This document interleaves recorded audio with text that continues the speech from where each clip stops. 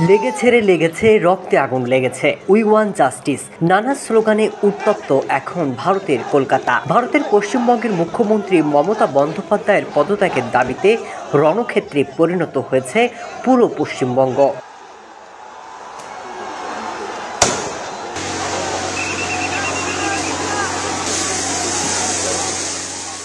বিক্ষোভকারীরা সেখানকার সচিবালয়ে ঢোকার চেষ্টাও করেছেন, কিন্তু পুলিশই বাধার মুখে পড়েন।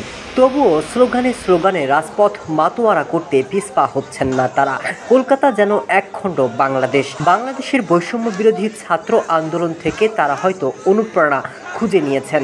তাই কলকাতাবাসীর কণ্ঠে শোভা পাচ্ছে বাংলাদেশের ছাত্র আন্দোলনের স্লোগান, লেগেছে রক্তে আগুন লেগেছে।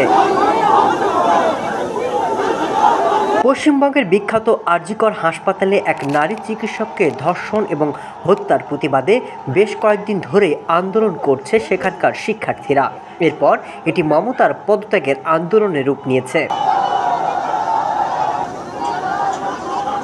মঙ্গলবার সকালে নবান্ন অভিযানের নামে মুখ্যমন্ত্রীর কার্যালয় ঘেরাও কর্মসূচি সফল করতে হাওড়া ব্রিজ সহ বিভিন্ন স্থানে পুলিশের ব্যারিকেড ভাঙার চেষ্টা করে বিক্ষোভকারীরা। এ সময় পরিস্থিতি নিয়ন্ত্রণে আনতে লাঠিচার্জ করে পুলিশ। দফায় দফায় টিয়ার শেল এবং গ্যাস ছোড়াও হয়। আটক করা হয়েছে বেশ কয়েকজনকে।